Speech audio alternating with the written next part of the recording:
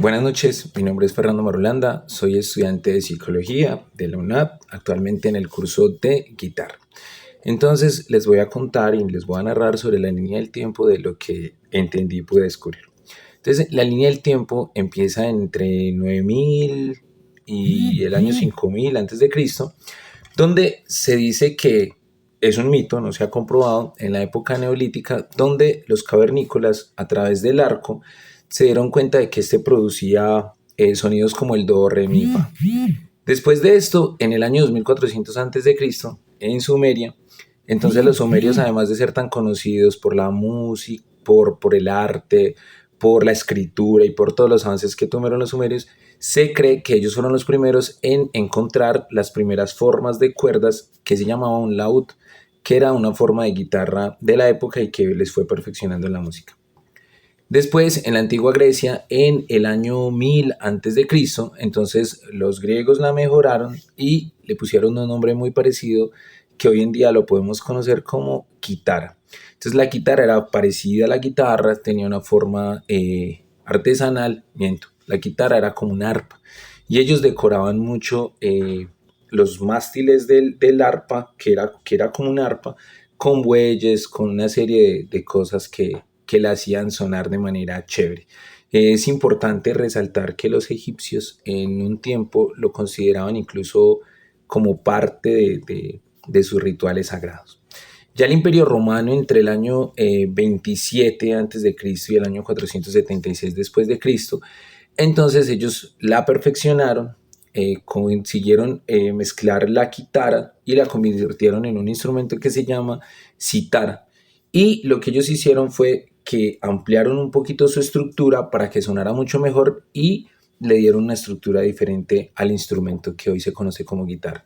En la era del califato ortodoxo, eso fue en los tiempos de los árabes, en el año 632 al 661, entonces ellos ya modificaron más las cuerdas, le quitaron materiales y le fueron dando una estructura un poco distinta, volviendo casi al laúd. En el califato omeya, en el año 661 al 750, entonces cruzaron el laúd con la guitarra e hicieron la famosa guitarra morisca.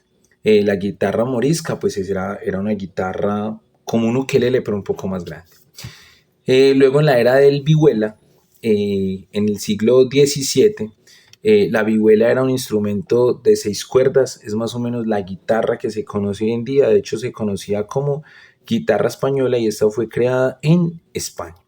En España, digamos que fueron los padres adoptivos de la guitarra y es lo que se conoce hoy en día como la guitarra española, la guitarra clásica. Ya en el siglo XVIII se le añadió una sexta cuerda por un gran artista que se llama Otto. Y de ahí ya empezó pues como tal la estructura de la guitarra con la afinación y lo que ya hoy se conoce grandemente con la guitarra.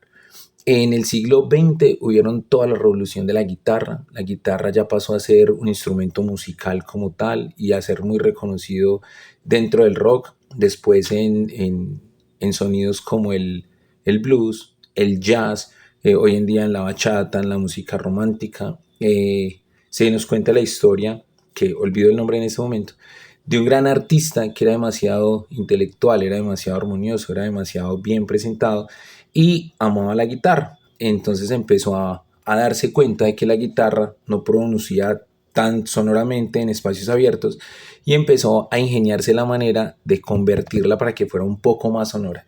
Entonces empezó con unos platillos de metal y empezó a reproducir un poco más los sonidos, luego se dio cuenta que no era algo mecánico, sino que tenía que ser algo más bien electromagnético y poco a poco fue adaptando unos imanes hasta que logró descubrir la guitarra eléctrica, que es lo que hoy descubrimos.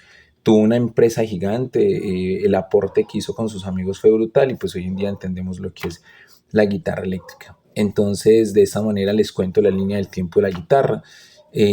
Muchas gracias por escucharme, por verme y nos vemos pronto. Gracias.